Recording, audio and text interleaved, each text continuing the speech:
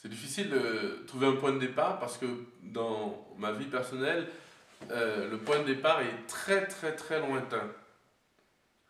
En tout cas, aujourd'hui, prêtre, religieux, missionnaire, j'ai conscience, dans mon expérience personnelle de vie, que la présence de Marie, sa présence même parfois invisible, alors que je n'avais même pas encore de dévotion très concrète, très personnelle envers elle, remonte à des choses très très lointaines dans ma vie.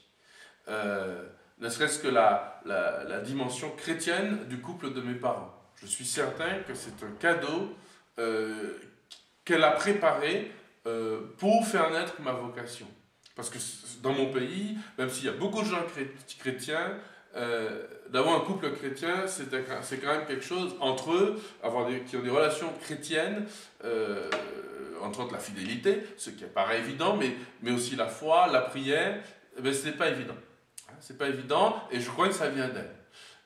Et le premier moment, elle m'a fait venir à elle concrètement, pour donner un exemple, c'est quand mon père cherchait partout une école chrétienne pour mettre ses garçons. Or, il n'y avait que des écoles de filles. Et il se trouve qu'au moment où il a voulu m'inscrire, moi, alors que mon grand frère n'a pas pu, mais m'inscrire moi dans une école chrétienne, les sœurs, les religieuses ont accepté cette année-là les garçons. Et donc j'ai été parmi les premiers garçons à entrer dans une école, et cette école porte le nom de la Vierge Marie, école Notre-Dame de la Délivrande. Et c'est un sanctuaire qui vient de la Normandie, mais qui a été transporté à Martinique. Et c'est dans ce sanctuaire de Martinique, où le premier évêque qui était normand avait consacré toute l'île à Notre-Dame de la Délivrande, c'est dans ce sanctuaire que j'ai grandi, que j'allais à la messe, dans cette école aussi, avec ces religieuses consacrées à la Vierge. Et donc la consécration à la Vierge Marie a toujours fait partie profondément de ma vie. Ces religieuses étaient dominicaines, dans une congrégation consacrée à Marie. Vous voyez, aujourd'hui, je suis dominicain, consacré aussi à la Vierge Marie. Nous portons par exemple ce scapulaire en l'honneur de la Vierge Marie, en signe de la consécration à Marie. Et ensuite, l'un des plus vieux souvenirs de ma vie est dans un foyer de charité, auprès d'une statue de la Vierge, là aussi. Et donc j'ai eu toujours ce sentiment qu'elle est celle qui m'a guidé. Quelques petites anecdotes. Une fois, je me moquais beaucoup des gens qui disaient le chapelet. Ça me faisait rire chez gens qui répétaient « Vous savez, Marie pleine de grâce », etc. Et voilà qu'un jour, j'allais partir en métropole, en France, pour mes études. J'avais 17 ans et demi, je venais d'avoir le bac. Et dans un monastère, Notre-Dame du Mont des Oliviers, je mets un disonnier dans mon doigt, pour voir comme ça dans le magasin. Et là, le disonnier, il ne veut pas sortir, il refuse de sortir. Et donc, à ce moment-là, du coup, je l'achète, je le garde à mon doigt. Et pendant l'année suivante en France, c'est ma première année dans un pays où tout le monde n'allait pas à la messe le dimanche, j'ai envie de dire, eh bien, si je n'avais pas eu ce disonnier, je crois que j'aurais perdu la foi et les mœurs. Et chaque jour, c'est là que j'ai commencé à apprendre à dire mon chapelet, tous les jours en récitant ma petite dizaine, et puis l'année d'après, ça a été 2 dizaines, puis l'année d'après, ça a été 3 dizaines, et puis l'année d'après, j'arrivais à dire 4 dizaines, et la 5e année, je réussissais à dire un chapelet en entier.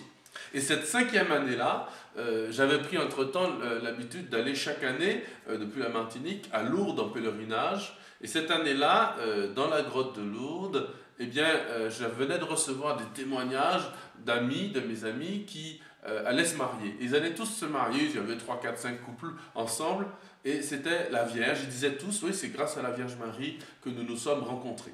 Et ce soir-là, ça a été vraiment très émouvant pour moi. Je suis allé prier à la grotte. Et dans la grotte de Lourdes, auprès de la Vierge, j'ai reçu ma vocation à devenir prêtre de façon très claire. C'était, moi aussi, la Vierge Marie m'appelait à devenir, à partir, à rentrer, à devenir prêtre. Et là, je rencontre un religieux, le jour même, un dominicain qui était là. C'était le 15 août, évidemment, le jour de la Vierge Marie. C'est la première fois que je rencontrais, la deuxième fois que je rencontrais un dominicain, et la première fois que j'en rencontrais un à Lourdes, alors que j'y venais depuis 5 ans. Et ce jour-là, je suis rentré dans son couvent. J'ai demandé à aller dans son couvent. J'y suis arrivé la veille et j'ai rencontré le Christ. J'ai rencontré cet appel de Jésus. Et donc, avec la conviction que c'est la Vierge Marie. Et c'est pour cela d'ailleurs que je porte à mon rosaire un certain nombre de médailles. Bon, déjà, le rosaire tout entier est consacré à la Vierge Marie. Mais il y a dans ce rosaire toute ma vie spirituelle. il y a d'abord la médaille de Saint-Dominique, avec derrière Notre-Dame de Prouille. Car Saint-Dominique a voulu, c'est la Vierge Marie qui l'a appelé et qui lui a donné le rosaire, ce rosaire qui est répandu dans toute l'Église en disant « Va et prêche le rosaire ». Et donc c'est aujourd'hui ma vocation de prêcher les mystères, les 20 mystères du rosaire, de prêcher le rosaire avec la Vierge Marie à l'école de Saint-Dominique. Il y a là bien sûr Notre-Dame de la Délivrande, la patronne de mon enfance, et puis ensuite la médaille miraculeuse qui rappelle ma vie scout, Sainte Thérèse de Lisieux, qui, à l'aube de ma vie d'adulte, m'a conduit vers la vie spirituelle, comme tant d'hommes et de femmes à travers le monde, et derrière Notre-Dame du Sourire. Et enfin, une petite vierge qui s'en va tout le temps, une petite médaille. Elle n'est pas là aujourd'hui parce qu'elle s'en va, c'est Notre-Dame de Rocamadour, qui a été très importante aussi dans ma vie de prêtre, parce que voilà qu'un jour, je devais avoir 29 ans, je venais d'être ordonné diacre, et je pensais que j'étais encore un jeune, parmi les jeunes, etc. Et à Rocamadour, j'ai rencontré un groupe d'une 50aine de jeunes. On devait passer une semaine de pèlerinage, de retraite. Et ces jeunes, pour la première fois, ont fait de moi un père spirituel. Je n'étais pas avec eux un jeune parmi les jeunes, mais eux, ils avaient soif, ils avaient besoin d'un père spirituel. Et ça aussi, grâce à Notre-Dame de Rocamadour en l'occurrence, ça a changé ma vie. Donc, vous voyez, la Vierge Marie, je ne détaille pas, mais est à chaque grande étape de ma vie, mais elle est essentiellement, et c'est pour ça que je porte en permanence le rosaire sur moi, comme ce petit disonnier qui depuis s'est cassé, à chaque petite étape de ma journée, à chaque moment, même quand je dois faire cuire un œuf dur, eh bien je compte le temps en disant des Je vous salue Marie. C'est sa présence qui a protégé mon âme, qui a protégé mon âme de tant de dangers, je le sais, je le sens et j'en ai, je peux dire, la preuve d'une certaine façon. J'en ai même l'expérience à chaque instant de ma vie. Des moments de peur, des moments de joie. Eh bien, la présence de Marie est là, la douce dame aux étoiles qui nous enveloppe de son manteau.